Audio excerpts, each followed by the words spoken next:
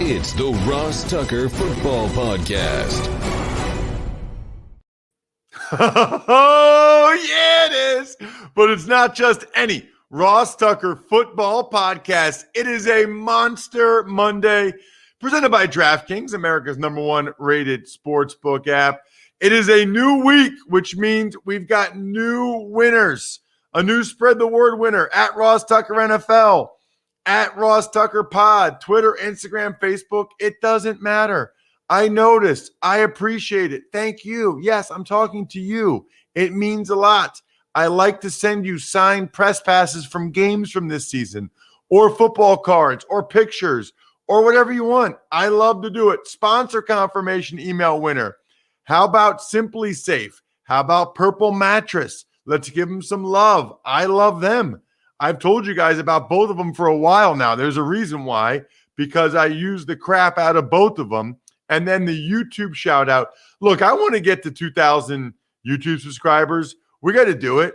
So this week, anybody that subscribes to the YouTube channel, youtube.com/RossTuckerNFL, and comments, the first 8 people that do that today, you're in the next YouTube exclusive show. Just telling you that right now. Actually, you know what? I'll pick random people. Random people over the next 3 days. You're in the next football feedback with Ross Tucker. You come on the show, you ask me a question, but you have to subscribe this week. You have to comment on a video this week. I will pick 8 at random, and you'll be part of the next football feedback with Ross Tucker. Can't wait. Almost like I can't wait to talk with today's guest. He's an oldie. He's a goodie. Like, I have a guest list. He's in all bold, all caps. You know what that means? He's a regular. I want him to be a regular because he's that good. He is my buddy, Dave Dameshek. The Big Show. His Twitter bio says he is an accountant for taste, and I would agree. You need to follow him on Twitter at Dameshek. You need to check out the -3 podcast. It's excellent. I've been on it. You need to check out the Extra Points podcast. Also excellent. I've been on it. You got Dave's of Thunder as well. But there's 2 specific reasons why I needed to have Dave Dameshek on today's show. And by the way, just so you guys know that Sheck is a rock star, it's 6 a.m. right now. This is as late as I record, 9 a.m. Eastern, 6 a.m. LA time. And Dave Dameshek doesn't care. He is DTP. And I didn't know what that meant when I asked him if he would do it this early. He said, I'm DTP. I looked it up, digital publishing. I'm like, you're digital publishing? No. What are you? What are you, Dave Dameshek? Or should I say JP Lossman based on your YouTube handle? First of all, you called me an oldie, which is weird. I mean, that's not, I don't know what that's supposed to mean. 2, for the visual consumer, what a treat. I had no idea that Ross Tucker had received as many as 6 game balls over the course of his illustrious career. Muzzle tov on that to match the 6 helmets that you got. And 3, DTP, down to podcast. I love flapping my gums as much as you love flapping yours. That's why we get along so well. Love it. So, by the way, the oldie but a goodie was in reference to you're not a first-time guest. I see. Okay. You're like a regular, like you're an oldie but a goodie. So I'm also an oldie, so that's fine. All right. So we got to get into the Jags uniform and pizza toppings. Very important. But I do want to start with Big Ben because I'm fascinated by this. You are my Steelers guy, you and Matt Williamson, but you're my guy. And here's what's crazy about it. I was on a Pittsburgh radio station last week, and even I tweet and they tweeted something I said about it. About, I don't think that it would go over real well with a lot of the guys like Cam Hayward, Minkah Fitzpatrick, TJ Watt, etc., if they didn't bring Ben back for one more. I had no idea, Sheck, none whatsoever, how many people, including both radio hosts I was on with on the Entercom affiliate in Pittsburgh, they want to move on from Ben. They're done with Ben. Like, a lot of the tweets I got from people, he sucks, Ben's done, Ben's over, it's time to move on. I really did not know that it had gotten to that point. Evidently, you're aware of this. Well, yeah, it's very funny as a media entity. The Pittsburgh market is very pessimistic right now. They really were crushed collectively by 11-0, and then what happened there. I don't happen to subscribe to the sky is falling theory, and you're exactly right, because that's what I've been saying for the last few months now. This idea since the decline came, and yes. When a player hits the decline, it's a cliff. It is not. We've discussed that many times before. It's not a gentle decline into good night. It's one day he's okay, the next day he stinks. He's a liability. And you think about like Peyton Manning, the way he went out. If he had been on a mediocre roster, that would have been an ugly departure. Instead, he goes out holding a Lombardi, but that's thanks to the defense. And it's really not that far away from where Roethlisberger was, just a couple of months ago. So where he is as a player, I'm with you 100%, Ross. I mean, listen, you can get that cap hit down. And now it's getting a little murky. And what Kevin Colbert really was getting at last week is, are Ben and his agent somehow balking at the bare minimum that he can play for at $19 million? Because if the cap hits $19 million, there's just no workaround. Whether he turns to dust 5 minutes from now or shows up at training camp in August, the hit is the hit. And so, like you say, Tucker, what's the workaround? What's the realistic alternative? Mason Rudolph? That doesn't seem inspiring. That doesn't seem any better to me than rolling with Ben Roethlisberger.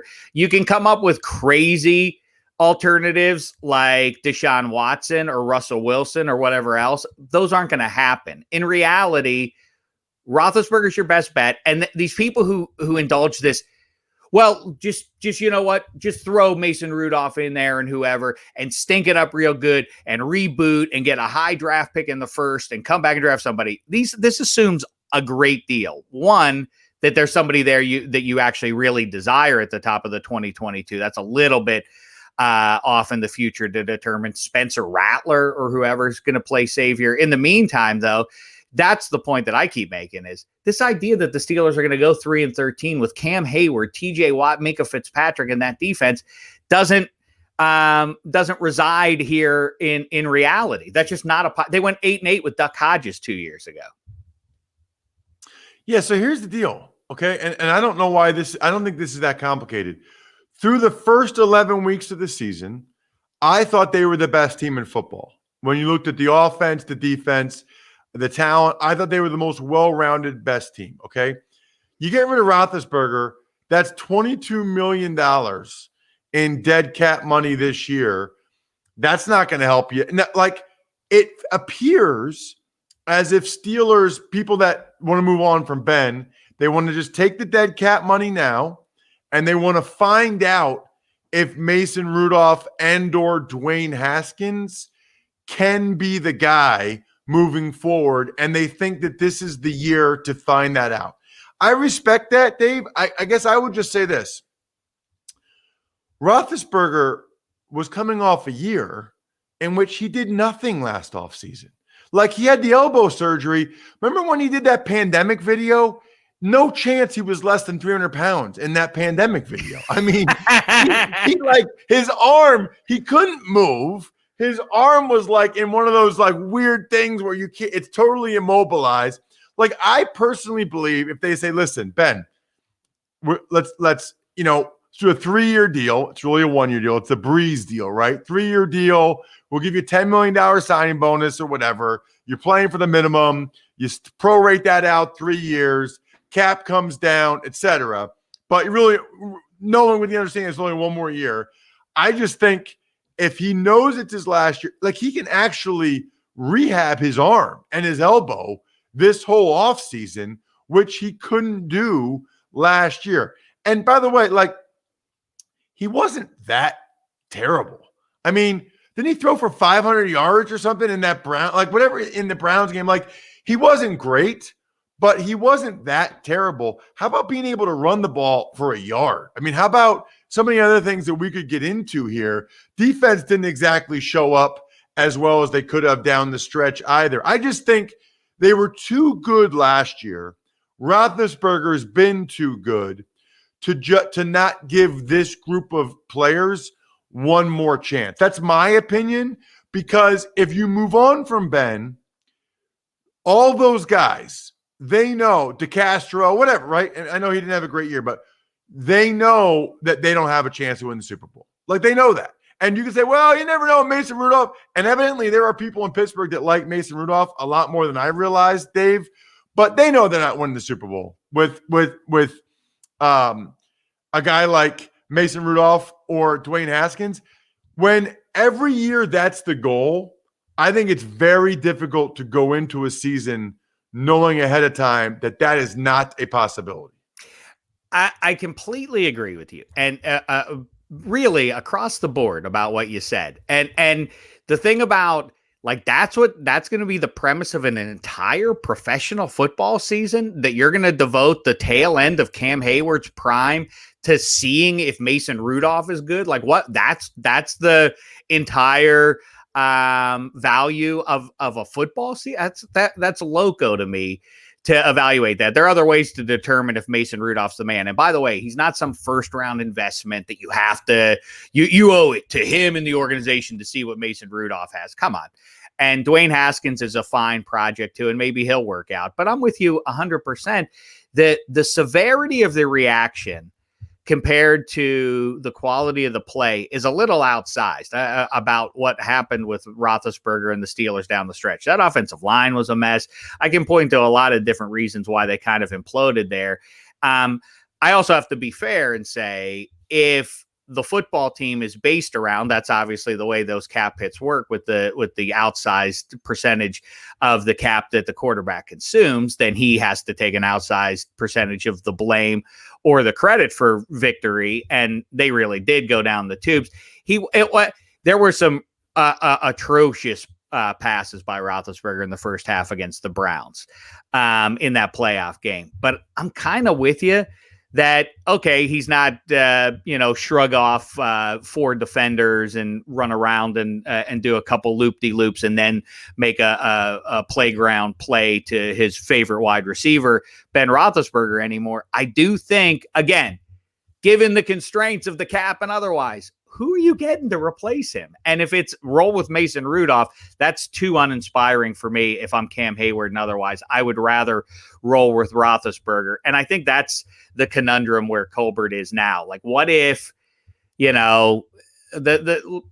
they can get, I think he's looking for the wiggle room, that if they can get a 3rd round pick to the Jets for Sam Darnold to take a flyer on a guy like that, I think maybe that's what he's looking for, is the latitude to say, like, Roethlisberger's our quarterback today, and he's also managing the ego of Roethlisberger, that if they turn around and like, okay, we're going to bring you back, Roethlisberger. Oh, and by the way, we just brought in Sam Darnold. I think there's a lot of ego to massage there, and that transition from Roethlisberger to the next. But the idea that in a world of full QB saturation, which is to say there are more viable starters than there are starting gigs in the NFL at this point. There really are. If you look around between Jameis and Cam and Marcus Mariota / Derek Carr and all the kids about to make it into the league with via the draft and otherwise, we don't have to go crazy looking for gotta find his replacement right now. Like, I don't see reasonably who's out there unless, like I say, they can get Sam Darnold. That's an intriguing one. But in the here and now, I think that the overreaction to how bad Roethlisberger is versus the reality of them having been a 12-4 team, and they're relatively close. And by the way, if you really want to chop it up, I know we're here in February, but if you really want to look at it, are we positive the AFC North, like the Steelers are doomed to 3rd or 4th place? Are they definitely? I mean, the Browns barely beat Mason Rudolph and the Steelers in a game that the Browns had to have it to make the playoffs. All that stood between them and the playoffs, the promised land that they had sought for so long, was Mason Rudolph in Cleveland. They barely beat that. That's the team that, well, the Steelers can't compete with that team a few months after they just won the division against the Browns. And the Ravens, are we positive that there's no catch up, that the league doesn't continue to catch up? And the major shift there on the front 7 in Baltimore, are we positive that the Steelers can't compete in that division in 2021? I mean, I'm just not that pessimistic about it. All right, Shek, let's move on to an even more important topic. And this is something I tweeted late last week at Ross Tucker NFL. Pizza toppings, and in particular, mushrooms. Yeah, I don't know what happened there with you, really. That was a weird reaction you got, and I think you kind of deserved it. It was weird. Like, you made this definitive proclamation against mushrooms, which was a little harsh, frankly. I don't get it. Like, they're like these squishy, gross things that don't have flavor. Like, who's about to order a pizza that says, you know what I want? I want some squishy fungi on top of this that has no real flavor. That will enhance the cheese and the sauce of the pizza I'm going to consume. I don't want pepperoni. I don't want sausage. Nope. I don't want ham. I want a squishy fungus that has no flavor. Who makes that decision, Shek? Is it a tentpole item of a good pizza? No, it's not. I allow for it if it's your pleasure, a mushroom. If you feel like you're doing your body right by throwing the fungus in there, I think that's what leads a lot of people in that direction. Is like, well, we should get some vegetables in there. It's it's the person who eats a couple eats a double cheeseburger, but gets the diet soda on the side to trick their brain into thinking they're doing something good there. Here's the problem with all vegetables, but definitely, I think I'm trying to think of all mushroom probably of all the things you put on a pizza. The problem is people try to get how you do that. It sweats, you see. It's got water inside of it, and then it sweats on the crust, and then the crust gets soggy, and then you wonder, like, why is this pizza not as satisfying? Why is it not that? It's because you put the vegetable on there. That's why. And when these people, these Weisenheimers, do the thing of like, let's go half and half. I don't like your meats on my side of the pizza. You get your sausage or your sliced meatball. And by the way, that's the number one pizza topping is sliced meatball. Pepperoni. I respect you. I love you. We've had a lot of good times together. Same goes for you, sausage. But if given a choice, it's the sliced meatball. That's number one. Now, don't buy this jive when people give you the crumbled up ground meat and they throw that on there. That's not a meatball. Who are you? Who do you think you're fooling, pizza maker? You put ground beef on there and you called it a meatball. No, thank you. You don't know what you're talking about. You're not to be trusted going forward. Now, the people who do the half and half pie, who are like, oh, my half is going to be mushroom. You've just spoiled the entire pie. Because there's no way that the pizzaoli at the local pizzeria down the street knows how to make the one half cook all the way through. You wind up with a soggy pie. No one ends up happy. Just stay away from mushroom. Yeah, you know what? I'm fine with it. I don't take as harsh a posture. It just is a pie ruiner. So I think ultimately you and I park our cars in the same garage on this. Yeah, and I guess the whole thing to me is like, even like with like peppers and onions and like you're trying to make an inherently unhealthy thing healthy. And I just think you're kidding yourself. Like at that point, just have a salad. Like at that point, just have a salad. Like I don't know. I don't understand that. I do want to know, though, whether or not you understand the Jaguars' decision to go back to teal at home. And do you support this? Did they consult you for this? And do you support this decision? First of all, it's sadly ironic that I, the uniformant, given the state, what COVID's done to me. Look, I've been cutting my own hair now for a year, Ross Tucker, and it's getting worse. It's getting worse and worse. So for me to weigh in on fashion, although isn't it weirdly ironic that so many of the fashionistas out there, the people who are the go-tos for this, are also ridiculous looking people. So maybe I fit into that. And by the way, onion, to go back very quickly, that smells very good and makes it worthwhile. When you smell that onion pizza in the restaurant, like smells good. I don't mind. And green pepper also can be pretty good too. You know what the master move is? Double cheese, well done pizza. Thank me later when you get back from Cloud 9, get back to planet Earth. I may try double cheese.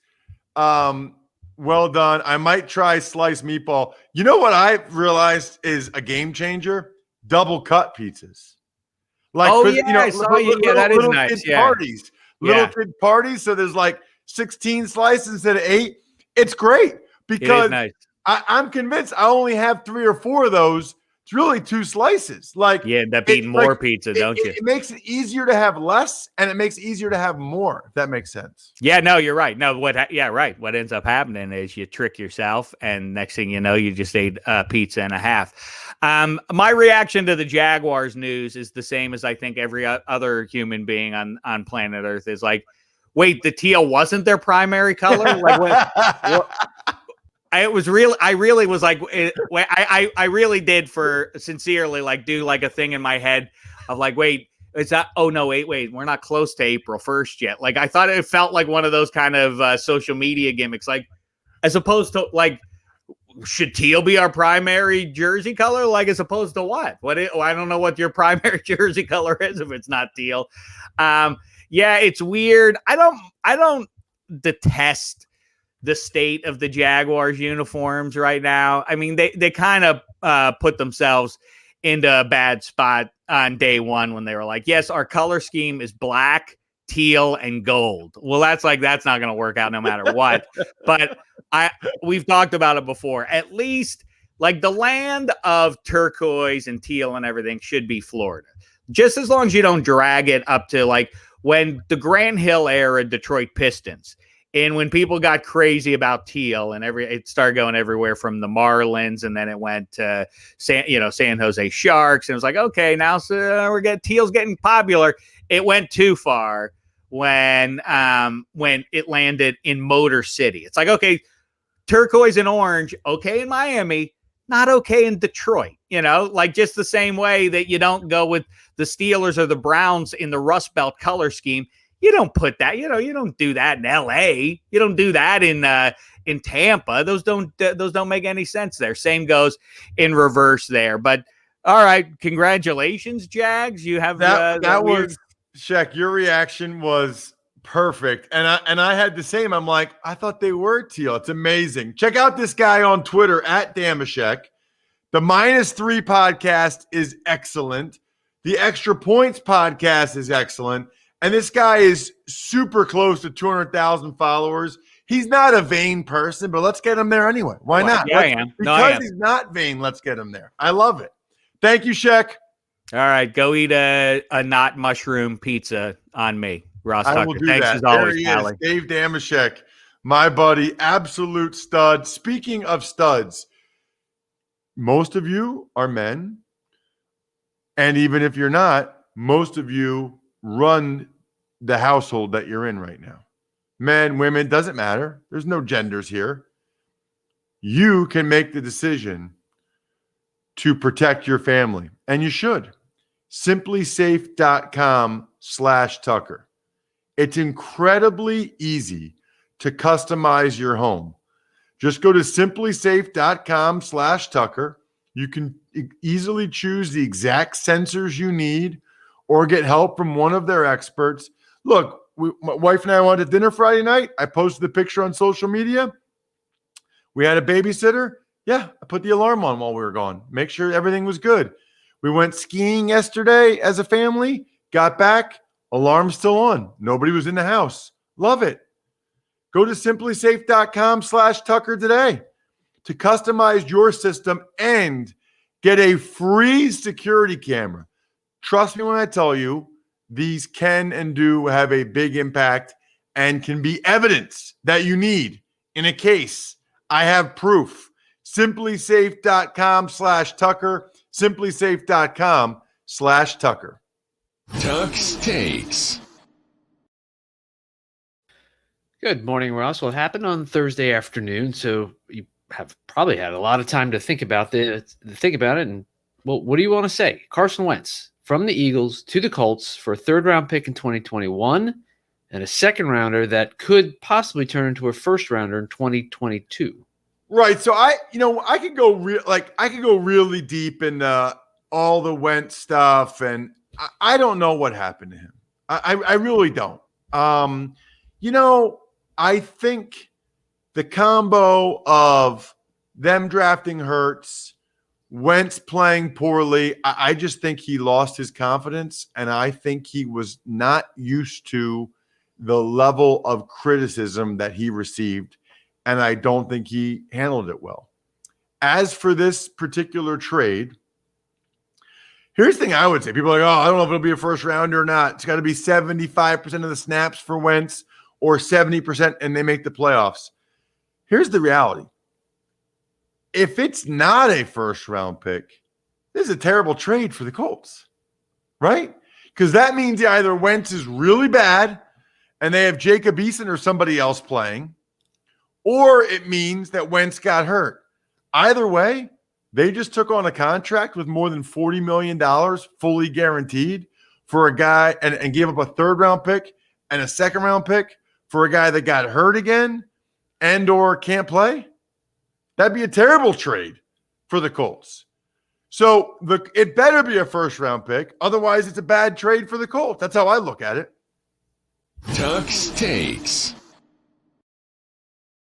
More players getting released in cap-saving moves, including the Falcons. They released safety Ricardo Allen and defensive end Alan Bailey. The Panthers released Trey Boston. Packers, Christian Kirksey and Rick Wagner. Eagles released Deshaun Jackson. I kind of have like a collective shrug of my shoulders for people that are checking us out on YouTube. And by the way, I said it earlier in the show, but I'll say it again. All you need to do this week to be a part of our next YouTube exclusive show, Football Feedback with Ross Tucker, where you come on the show like Brian is right now or like Dameshek was and ask me questions. All you have to do is subscribe to youtube.com/RossTuckerNFL this week and comment on any of the videos. I will track 8 people and 5 to 8. I think 5 to 8 somewhere is the right number. But I usually send the email to 8 because not everybody can come on at the time I need to do it. And you can be on it. So speaking of YouTube, but anyway, I'm shrugging my shoulders on youtube.com/RossTuckerNFL. I mean, I don't think it's good that the Panthers are losing Trey Boston or the Packers are moving on from Kirksey, who did some good things for them, or Rick Wagner or the Eagles, Deshaun. But it's that time of year. And there's going to be a lot more where this came from. We'll talk with Andrew Brandt about it. He'll be back, the host of the Business of Sports podcast. We'll be back on Wednesday. But there's going to be a lot more where this came from. Tuck's Takes. 2 other notes to get to today. The salary cap floor now $180 million. That's the first item. And the second thing, former first-round pick Tim Tebow has retired from professional baseball. So it sounds like the salary cap, though, won't get to $185 million. So it sounds like it's going to be between 180 and 185, maybe 182, 183. They're trying to figure that out, which I guess is a little bit better than what we were thinking and relates to all those guys that just got released. As for Tebow, look, I don't blame Tebow. And in fact, I guess I admire him for continuing to try as long as he did at professional baseball. I mean, he really, I think, thought he could do it. I think that's why he was doing it. I think the Mets were just using him for publicity and for money and for commercial reasons to have a lot of people come to these minor league baseball games. But I think Tebow is confident, optimistic, hard worker, and thought he could make himself a major leaguer, which obviously was not the case. Let's get to an email, Brian. Ever wanted to ask an NFL player a question? Well, here's your chance. It's time to Ask Ross. Email address is always ross@rosstucker.com. We love your emails. We love you guys. ross@rosstucker.com. All you ever have to do is take advantage of any of our sponsors, like Simply Safe or Purple Mattress. They're all listed over at rosstucker.com on the sponsor tab. Take advantage of any of them, 100 Flowers, whatever, and then send me your question. I guarantee to read and respond to it on the air. Now, it might take a while, so that's why we're doing the Football Feedback, the YouTube exclusive show, so you guys can actually come on the show and ask me questions. But what do you got, Brian? Hey, Ross, can the Steelers turn this thing around? I see frontline issues on offense. Ben is struggling with reads and arm strength. The 3 games in 12 days seem to take all the steam out of them. Now, how do you change up that momentum? That is from Mike. So first of all, Mike, that is awesome. He said that he got his mom a myfrontpagestory.com. That's awesome. Mother's Day will be here before you know it, or you can just get people a story just to do it. Birthdays, whatever. My birthday's coming up. You want to get me one? Go for it. I think this was at the end of the year, shows you that we're a little backed up on emails, but it's good timing, Mike, with the Dameshek interview today on the show. And what I would tell you is I think that the O-line really played poorly. They had no running game. I think Ben's arm wore out as the season went. I thought they became very predictable offensively. I don't know what the deal was with running a shallow cross every play. That made no sense to me. I think they did the right thing by moving on from the offensive line coach, the right thing by moving on from the coordinator. I think that will help. I think they should bring back Ben for one more year, let him know it's his last year, so he puts everything into it, gets in the best shape he can possibly get in, gets his arm ready. And I think this group did enough last year. They won a division, right? I mean, they won 11 games in a row to start the year. They went 12. They did enough. They're good enough. I would give this group – I'd rather give this group one more chance than be so quick to start a rebuild. Who knows how long that rebuild will take? Why are you in a hurry to get to the rebuild phase when you still have a group that gives you a chance? That's what I don't really understand.